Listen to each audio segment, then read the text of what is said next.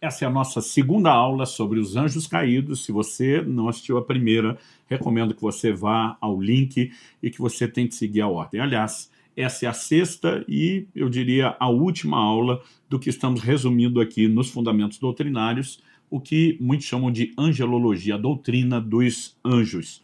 Então vamos lá. Eu quero, em primeiro lugar, estamos falando sobre os anjos caídos, como já mencionei. Em primeiro lugar, eu quero destacar sua natureza. Fizemos isso em relação aos anjos eleitos e também em relação a Satanás enquanto anjo, embora já na categoria de anjo caído, né? Percebemos que eles são superiores aos homens. Quando a Bíblia fala dos anjos, diz que o homem foi criado um pouco menor do que eles. Em Marcos, por exemplo, no capítulo 5, nos versículos 3 e 4, nós já definimos na aula anterior, né, que a origem dos demônios é a mesma dos anjos caídos, ou seja, são terminologias diferentes para falar dos mesmos seres, e a Bíblia fala de um gadareno, um gerazeno, né, possuído não só de um espírito imundo, mas de uma legião. Os versos 3 até o 5 de Marcos 5 diz assim: esse homem vivia nos túmulos e ninguém podia prendê-lo, nem mesmo com correntes. Porque, tendo sido muitas vezes preso com correntes e cadeias, as cadeias foram quebradas por ele, as correntes foram despedaçadas e ninguém conseguia dominá-lo. Andava sempre de noite e de dia, gritando por entre os túmulos e pelos montes, ferindo-se com as pedras. Quando diz que ninguém podia dominá-lo, que não havia cadeias, correntes que o prendessem, evidentemente está falando de um poder e de uma força superior a de um ser humano comum e qualquer, né? São apresentados na Bíblia como espíritos. Apocalipse 16, 14 usa essa expressão, espíritos de demônios. Portanto, não se limitam ao mundo natural e às suas leis igualmente naturais. Aliás, né, quando Jesus fala a respeito dos anjos, em Lucas 20, 34 a 36, ele fala no contexto da ressurreição e diz, né, que quando já não mais poderemos morrer e seremos iguais aos anjos. Então são imortais, né? Eles não têm uma eternidade prévia, porque têm início, foram criados enquanto anjos e depois se corromperam, caíram, pecaram, mas têm início, mas não têm fim, são imortais. Portanto, isso já é uma preparação para o nosso entendimento de que haverá um destino eterno para seres que não deixarão de existirem. Falamos na aula anterior também, enquanto espíritos que são seres assexuados, não têm a capacidade de reprodução, como algumas teorias tentam defender. Quando falamos sobre os anjos, não importa se vamos falar de anjos eleitos ou caídos, a gente precisa destacar que eles são inumeráveis. A Bíblia não menciona números de quantidade de anjos na Bíblia, não importa se estamos falando de anjos eleitos ou de anjos caídos, mas quando a Bíblia mostra, né, que em Apocalipse 12, versos 3 e 4, que Satanás com a sua cauda arrastou um terço das estrelas, uma alegoria para os anjos do céu, a informação que nós temos é que se um terço caiu, 2 ficaram. Ou seja, para cada anjo caído ou demônio, nós temos pelo menos 2 anjos eleitos. E não temos apenas um exército divino mais numeroso. Nós temos seres debaixo do controle de um Deus, cujo poder, né, está além da capacidade de definição. Ele é chamado de o Todo-Poderoso. Então, não há razão alguma para temer a ação maligna. Em Daniel, no capítulo 7, no verso 10, falando de anjos, a Bíblia fala de milhares de milhares e milhões de milhões. Apocalipse 5,12 usa exatamente a mesma expressão de Daniel, né? Então, nós vamos simplesmente encerrar com essa recapitulação. São inumeráveis. E quando falamos de anjos e caídos demônios, assim como anjos eleitos, assim como quando falamos de Satanás, possuem personalidade. A personalidade é a composição de 3 características básicas. Nós chamamos isso tripé da personalidade, que são vontade, que é o poder de escolha e decisão, emoção, quando falamos basicamente de sentimentos, e razão, quando falamos não apenas de intelecto, mas de mente, de pensamentos, da capacidade de fazer planos. Essas 3 características estão sempre presentes naquilo que classificamos como personalidade, que distinguem as pessoas e que concede a elas individualidade. E os demônios as possuem, e a Bíblia menciona as 3 características em relação a eles. Vontade, né? Então, quando lemos Marcos capítulo 5, o texto da libertação daquele endemoniado gadareno, a Bíblia mostra que os demônios pediram a Jesus permissão para ir uma manada de porcos, né, ao saírem do Gadareno. Né? Foi um pedido deles e a necessidade de uma permissão de Jesus, mas uma escolha feita por eles. Né? Então nós podemos olhar, esse é um de vários textos que indicam isso. Em Mateus também, no capítulo 12, no verso 44, o Senhor Jesus fala a respeito do que acontece quando um demônio sai do corpo de alguém. Né? O texto diz assim, eu vou ler na verdade do verso 43 até o 45, que diz, quando o espírito imundo sai de uma pessoa, anda por lugares áridos procurando repouso, porém não encontra. Por isso diz, voltarei para minha casa de onde saí. E voltando ele a encontra vazia, varrida e arrumada. Então vai e leva consigo outros 7 espíritos piores do que ele, e entrando habitam ali. E o último estado daquela pessoa se torna pior do que o primeiro. Né? Quando Jesus menciona isso, normalmente nós usamos esse argumento para pessoas que passaram por uma libertação. Não adianta que alguém use a autoridade do nome de Jesus, dê uma voz de comando e de ordem para que o espírito saia. Jesus está dizendo que o espírito, quando olha a casa arrumadinha, mas vazia, ou seja, a pessoa não se encheu de Deus, ele não apenas consegue voltar, mas trazer companhia com ele e outros demônios, e o estado da pessoa se tornar ainda pior do que era antes. Então, o que Jesus está dizendo é que o que garante a efetividade da libertação não é apenas tirar o mal, mas encher aquela pessoa com a própria presença de Deus. Mas, ao mesmo tempo, para dar o exemplo, ele está falando de um demônio que quer voltar, que escolhe voltar, que tem o poder e a capacidade de fazer uma análise sobre a casa vazia e de convidar outros. Ou seja, nós temos aqui o elemento vontade. Não podemos negar neles o aspecto emoção. No livro de Tiago, no capítulo 2 e no versículo 19, a palavra de Deus diz assim, você crê que Deus é um só? Faz muito bem. Até os demônios creem e tremem. Essa expressão aqui traduzida tremem, em outras versões ela está estremecem. Essa palavra especificamente, usada no original grego de acordo com o léxico de Strong, é a palavra friso. Ela significa eriçar-se, ficar em pé, estremecer, ser invadido por um medo extremo, estar terrificado. Ou seja, não fala apenas de medo, não é o tremor de chacoalhar, né? É o tremor de um medo profundo. Né? Ou seja, eles sabem o poder de Deus, eles sabem que não são páreo, não fazem frente a Deus, e eles têm medo de Deus. E essa é uma das emoções que a Bíblia menciona. Já falamos sobre Satanás enquanto anjo caído, né, que desce à terra cheio de cólera, de ira, sabendo que pouco tempo lhe resta, e há outras emoções que poderiam ser ligadas aos anjos caídos, mas a ideia aqui é trazer um pouco de base sobre cada área e não necessariamente esgotar o assunto. E quando falamos a respeito de razão, nós precisamos reconhecer que os demônios possuem conhecimento acerca de Cristo e também a respeito do futuro deles. Né? Por exemplo, em Mateus, no capítulo 8 e no verso 29, nós temos um episódio que não pode ser ignorado quando o assunto é esse, que é a versão lá de Mateus sobre a libertação do Gadareno. Né? O verso 29 fala dos demônios gritando, o que você quer conosco, filho de Deus? Você veio aqui nos atormentar antes do tempo? Que é a ideia de atormentar antes do tempo? Estão dizendo, nós sabemos que é um tempo determinado no futuro, onde nós seremos julgados, receberemos tormento.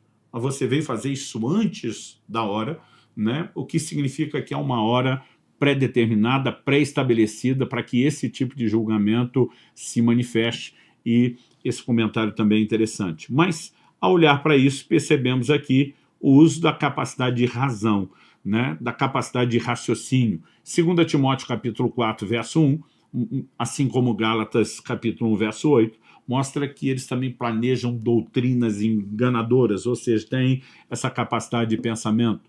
Em Lucas, no capítulo 8, nós também podemos perceber, né, que se existe neles a capacidade de estabelecer diálogo, né, e esse é um dos episódios que fala a respeito daquele homem, né, gadareno possuído pelos demônios, ele está estabelecendo um diálogo com Jesus. Então, se existe essa capacidade de diálogo, de fala, de conversa, que é um elemento relacionado à razão.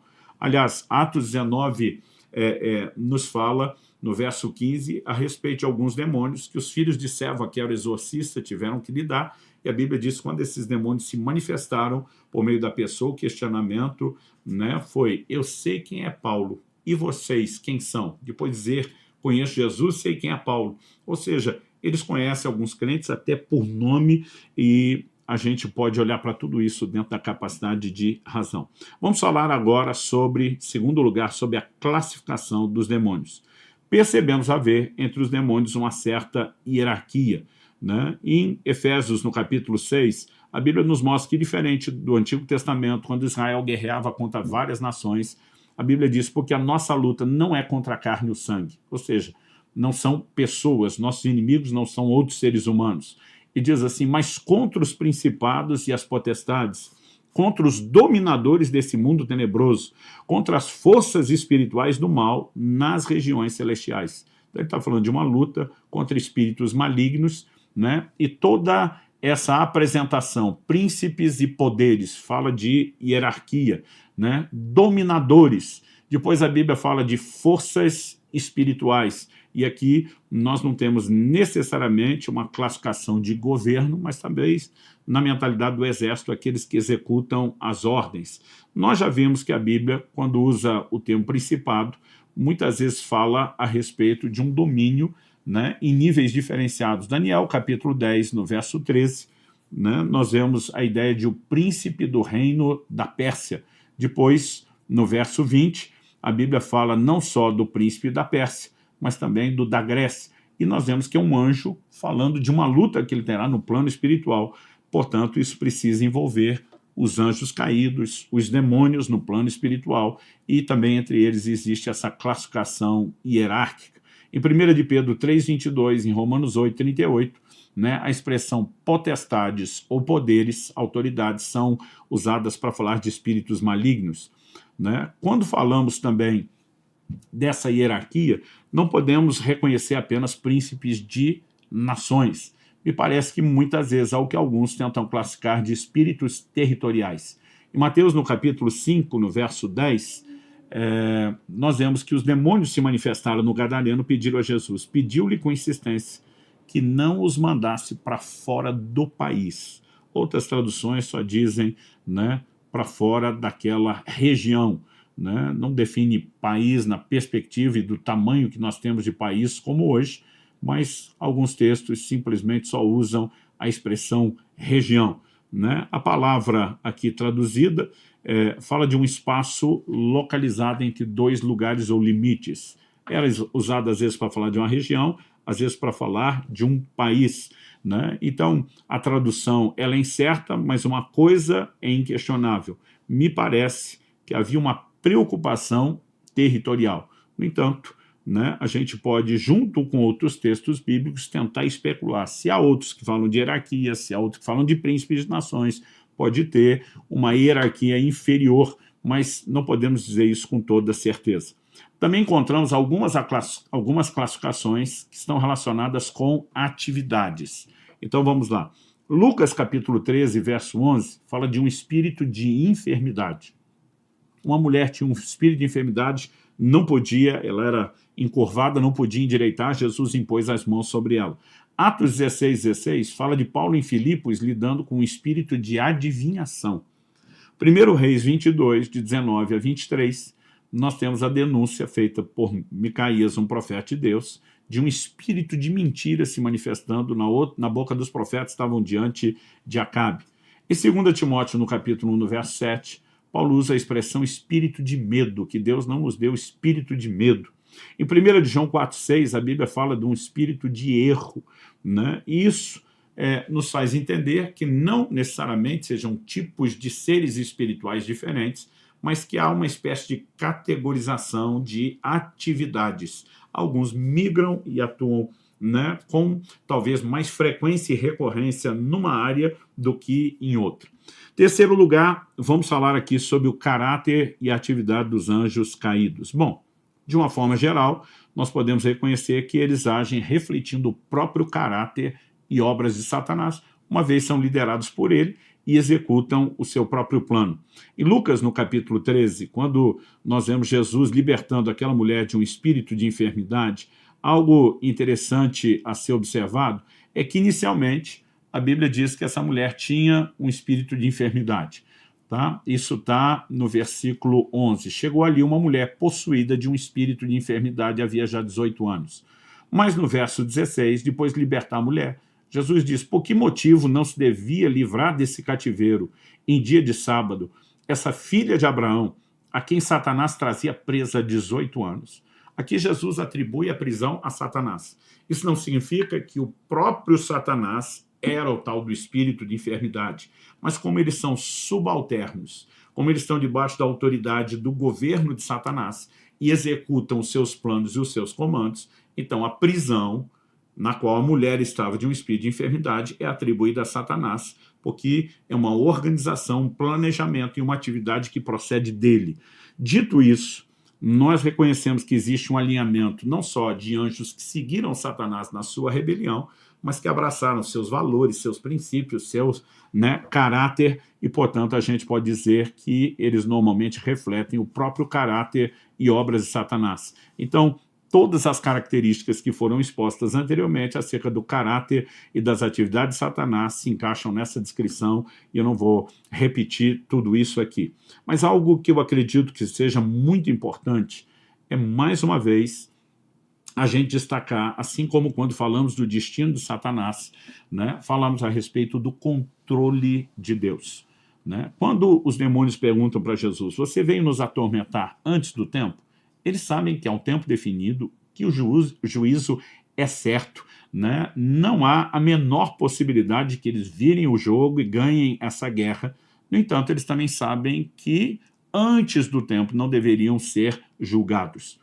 Então, algumas coisas que nós precisamos levar em conta. Por exemplo, Satanás diz para Jesus na tentação, isso está registrado lá nos evangelhos. A Bíblia diz que ele mostrou os reinos, as glórias do mundo e diz: tudo isso te darei se prostrado me adorares. Interessante que Jesus não responde: nada disso foi te dado. Mentira, você é enganador, não te foi dado coisa nenhuma. Jesus não contesta isso. Ou seja, Jesus trata como certo. Em outro momento, Jesus se refere a Satanás no Evangelho de João, lá no capítulo 12, chamando ele de o príncipe desse mundo. Ou seja, ele está dizendo, ele tem autoridade. Agora a pergunta é, quando é que essa autoridade foi dada? Deus nunca deu essa autoridade diretamente a Satanás. A Bíblia nos mostra que Deus deu essa autoridade ao homem. Mas 2 de Pedro, no capítulo 2, no verso 19, nos mostra o quê? Que quem é vencido em algo se torna escravo daquele que o vence. O que se entende é que, por ocasião da queda e do pecado, a autoridade que o homem recebeu de Deus, ele acabou passando às mãos de Satanás. A pergunta é, porque isso ainda não foi retomado? Jesus usa uma linguagem em Mateus 21 interessante, ele fala de um arrendamento. Quando fala de Deus concedendo o seu reino aos homens, ele fala de uma vinha que foi arrendada. Ele fala que o primeiro grupo de lavradores, uma alusão a Israel, não entregou os frutos, então ele diz, vou confiar a vinha a um segundo grupo de lavradores. Mas o arrendamento é sempre um contrato com prazo determinado. Se a gente seguir essa ideia e essa lógica, então o tempo de autoridade, o prazo de arrendamento, entre aspas, por assim dizer, a título de ilustração que o homem teria, ele foi estendido a Satanás.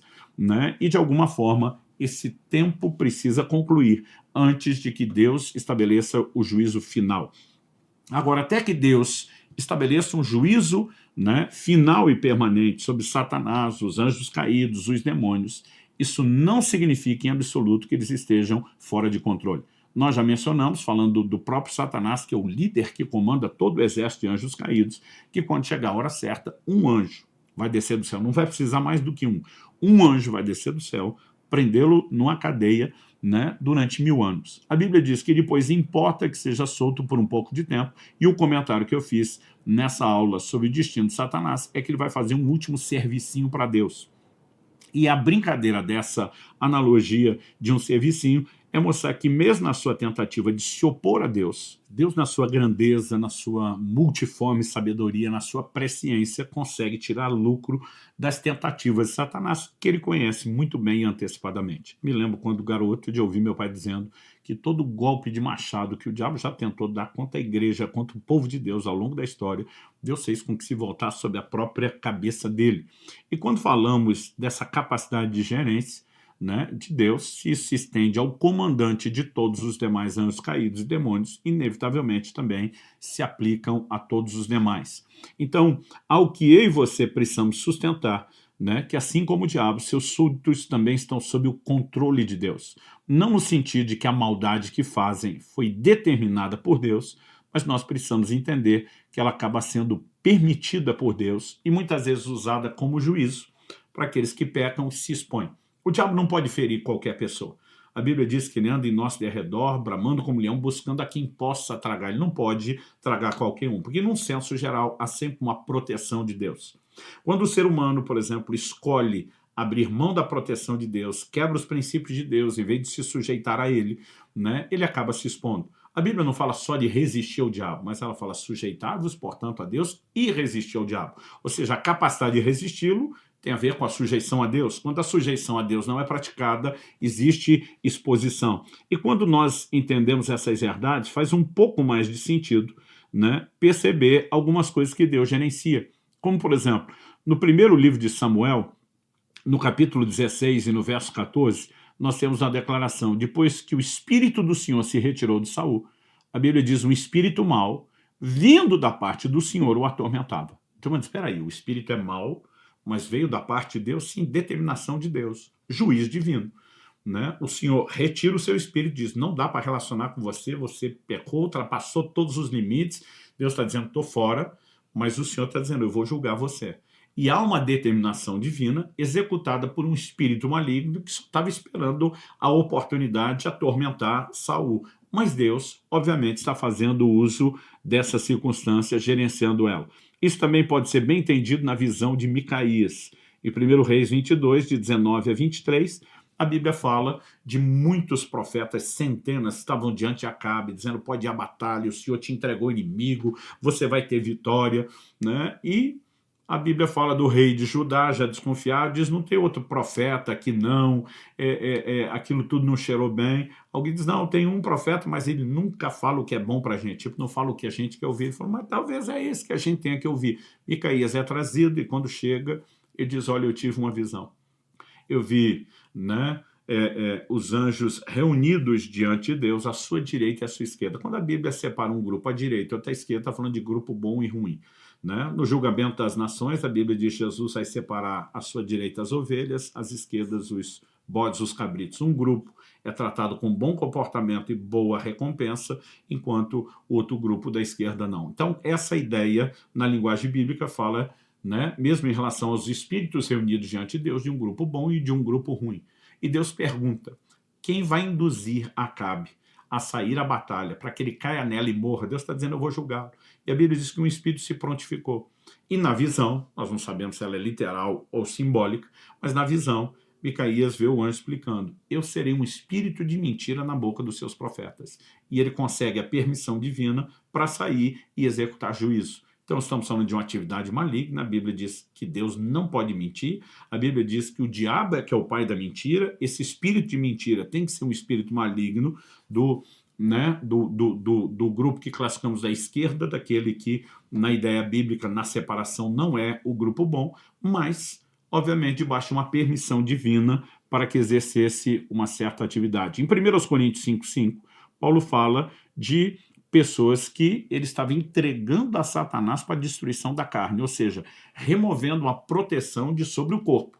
Mas ele termina dizendo, para que o espírito seja salvo no dia do Senhor. Ou seja, mesmo com o corpo debaixo de juízo, a carne debaixo de juízo, talvez num leito de enfermidade, pudesse haver arrependimento e salvação para o espírito. Mas quem executaria o juízo não era um anjo eleito. A Bíblia usa a expressão Satanás, podendo ser ele pessoalmente ou o seu reino. Então, sempre que falamos de juízo, não podemos deixar de colocar na balança que Deus é justo, há juízo para essa vida, há juízo vindouro, posterior, e que no formato que Deus tem para executar juízo agora, muitas vezes ele se utiliza, né, desses anjos, que são os anjos caídos, são os demônios. Se utiliza não no sentido de obrigar, eles estão esperando a oportunidade de destruir, que é a sua natureza.